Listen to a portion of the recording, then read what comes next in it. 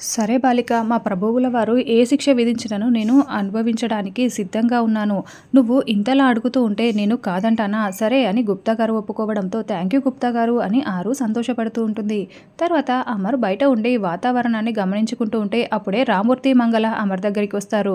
బాబు ఇప్పుడే బయలుదేరాలా? వాతావరణం కూడా బాలేదు. మధ్యలో వర్షం వస్తే మన ప్రయాణం చాలా ఇబ్బంది అవుతుంది కదా అని రామూర్తి అడుగుతూ ఉంటే, లేదు మామయ్య, మనం ఎట్టి పరిస్థితుల్లోనూ ఇప్పుడు ఖచ్చితంగా బయలుదేరి వెళ్లాల్సిందే. ఇప్పటికే బాగీకి 2 సార్లు పెయిన్స్ వచ్చాయి. అవి పురిటి నొప్పులేనని డాక్టర్ కూడా త్వరగా తీసుకురమ్మని చెప్పారు. మళ్ళీ మనం ఇప్పుడు బయలుదేరకపోతే బాగీకి ఇక్కడే పురిటి నొప్పులు ఎక్కువైపోయాయి అనుకోండి, దగ్గరలో హాస్పిటల్ కూడా లేదు. అందుకే మనం బయలుదేరి వెళ్లాల్సిందే.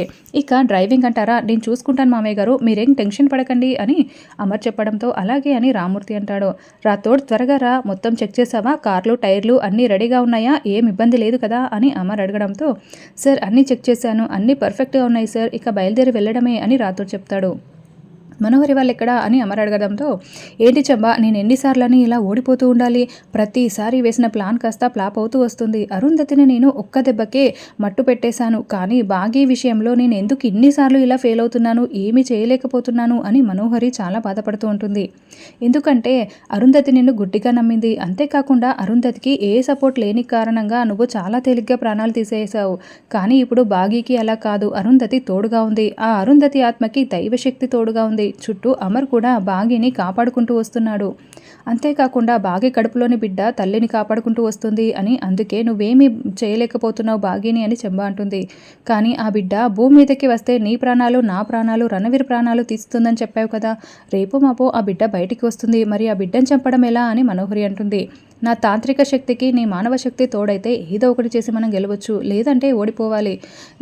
గెలవనైనా గెలవాలి, ఓడిపోనైనా ఓడిపోవాలి. పెట్టు, నీ మెదడుకి పదును పెట్టు, ఇంకా గట్టిగా ప్రయత్నించు, ఖచ్చితంగా గెలుస్తావు అని చెంబ అంటుంది. కానీ ఏం చేయాలో తెలియట్లేదు. నేను ఆ అరుంధతిని చంపడం తప్పిస్తే నా జీవితంలో నేనేమీ చేయలేకపోతున్నాను. చిన్న చిన్న కోరికలు కూడా తీర్చుకోలేకపోతున్నాను. ఇలాగే నేను చచ్చిపోయాననుకో నా జీవితానికి అసలు అర్థమే ఉండదు. నేను అనుకున్నది సాధించాలి అని మనోహరి అంటుంది. అందుకే ఇంకా ప్రయత్నాలు చేయి, ఆ బిడ్డను చంపేసేయి, లేకపోతే ఆ బిడ్డ చేతిలో మన ముగ్గురం ప్రాణాలు కోల్పోవలసి వస్తుంది అని చెంబ చెప్తుంటే, మనోహరి గారు ఇంకా ఏంటి ఇక్కడే ఉన్నారు, మనం బయలుదేరి వెళ్ళాలి అంటూ రాథోడ్ అక్కడికి వస్తాడు. వస్తున్నాంలే రాథోడ్ అని మనోహరి అంటే, వర్షం వచ్చేలా ఉంది, వర్షం రాకముందే మనం బయలుదేరి వెళ్ళిపోవాలండి. వస్తాంలే కాదు, త్వరగా వచ్చేయండి అని రాథోడ్ వెళ్తాడు.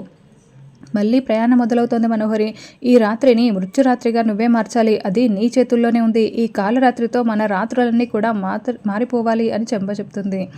ఇంకా తర్వాత బాగి కిటికీ దగ్గర నిలబడి ఆకాశంలో ఉరుములు మెరుపులు వస్తూ ఉంటే ఆ వాతావరణం చూసి చాలా టెన్షన్ పడుతూ ఉంటుంది.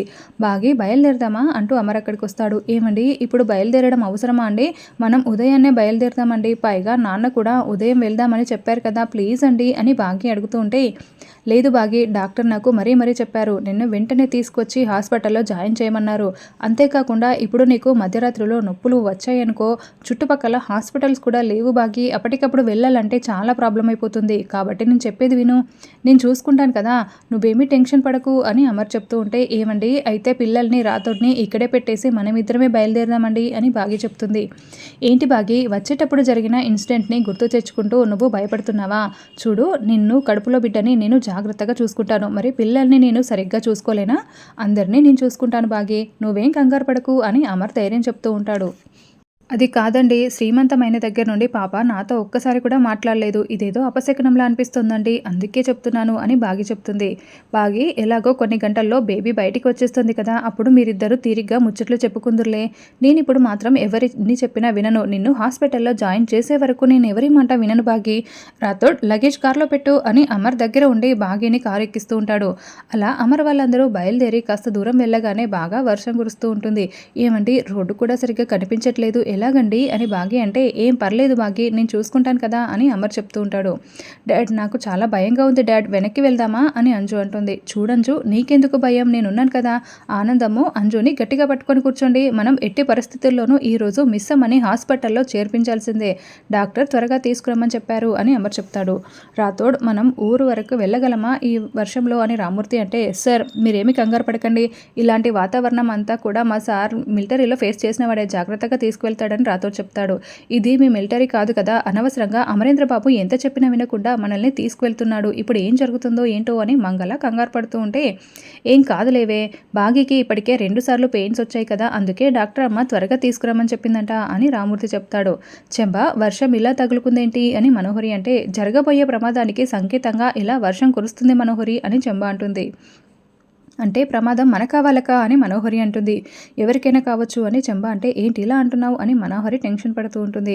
అలా వెళ్తూ ఉంటే అమర్ కార్ టైర్ కాస్త బురదలో కూరుకుపోతుంది. అయ్యో ఏమైందండి అని బాగి అడుగుతూ ఉంటే, ఏమైందో నేను దిగి చూస్తాను, మీరెవరు కారు దిగకండి అని అమర్ బురదలో ఇరుక్కుపోవడంతో తోస్తూ ఉంటాడు.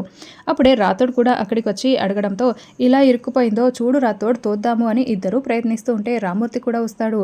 ఎంత ట్రై చేసినా కూడా ఆ టైర్ రాకపోవడంతో, ఏంటి చెంబ ఇలా జరుగుతుంది, 2 కార్ల టైర్లు బురదలో ఇరుక్కుపోయాయేంటి అని మనోహరి అంటే, జరగబోయే ప్రమాదానికి ఇది మరింత సంకేతం అని చెంబా చెప్తుంది.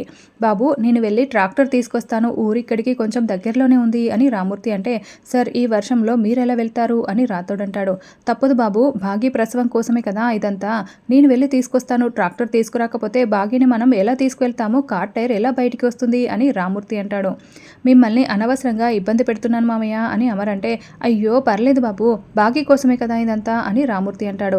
ఈ లోపలే బాగికి పెయిన్స్ ఎక్కువైపోయి కేకలు పెడుతూ ఉంటుంది. బాగి ఏమైంది, ఉండు పెయిన్ ట్యాబ్లెట్ ఇస్తాను అని అమర్ చెప్తూ ఉంటే, లేదండి ట్యాబ్లెట్కి తగ్గే నొప్పులు కాదండి అని బాగి చెప్తూ ఉంటే, ఒసే మంగళ ఏమైందో చూడవే అని రామూర్తి అంటాడు. ఏమయ్యా ఇవి పురిటి నొప్పుల్లా ఉన్నాయ్యా, కారులోనే డెలివరీ అయిపోయేలా ఉంది అని మంగళ టెన్షన్ పడుతూ చెప్తూ ఉంటే, అయ్యో ఏంటి ఇలా జరుగుతోంది అని రామూర్తి టెన్షన్ పడుతూ ఉంటాడు. అలా ఎలా కార్లో డెలివరీ అయిపోతారు, ఇక్కడ దగ్గరికి ఏదైనా షెల్టర్ ఉందేమో చూడండి అని రాథోడ్ అరుస్తూ చెప్తూ ఉంటాడు. చుట్టూ చూడగా దగ్గరలో ఒక గుడి కనిపిస్తుంది. బాబు అక్కడ ఒక గుడి ఉంది అని రామూర్తి చెప్పడంతో అమర్ బాగీని మోసుకొని ఆ గుడి దగ్గరికి వస్తాడు. మంగళ కారులో ఉన్న బ్యాగ్ పట్టుకొని ప్రసవం చేయడానికి అన్ని ఏర్పాట్లు చేస్తూ ఉంటుంది. బాగి ఓర్చుకో బాగి అని అమర్ ధైర్యం చెప్తూ ఉంటే, మిస్సమ్మ అంటూ పిల్లలు విలవిల్లాడిపోతూ ఉంటారు. మంగళ బ్యాగ్లో ఉన్న చీరలన్నీ చుట్టూ కట్టేసేయి అని రామూర్తి చెప్తాడు.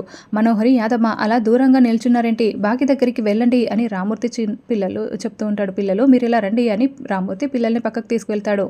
బాగి కాస్త ఓర్చుకో అమ్మా అని మంగళ ధైర్యం చెప్తూ ఉంటే అమర్ బాగి తలని ఒళ్ళో పట్టుకొని బాగి ఓర్చుకో అని ధైర్యం చెప్తూ ఉంటాడు. మనోహరి చెంబా మాత్రం దూరంగానే నిలబడి, చెంబా ఇందాక నువ్వు చెప్తే నేనేమో అనుకున్నాను, ఇప్పుడు ఉన్నట్లుండి ఈ వర్షం తర్వాత 2 కార్లు మట్టిలో కూరుకుపోవడం, ఇప్పుడు బాగికి ఇలా నొప్పులు రావడం ఖచ్చితంగా పెద్ద ప్రమాద సంకేతమే అని మనోహరి చెప్తూ ఉంటే, యాదమ్మ నీకు డెలివరీ చేయడం తెలుసా అని అమర్ అంటూ ఉంటాడు. తెలుసు అని యాదమ్మ అంటే, అయితే వచ్చి బాగికి డెలివరీ చేయి, మనోహరి యాదమ్మకి హెల్ప్ చేయి అని అమర్ చెప్తే, అలాగే అమర్ అని మనోహరి అంటూ ఉంటుంది.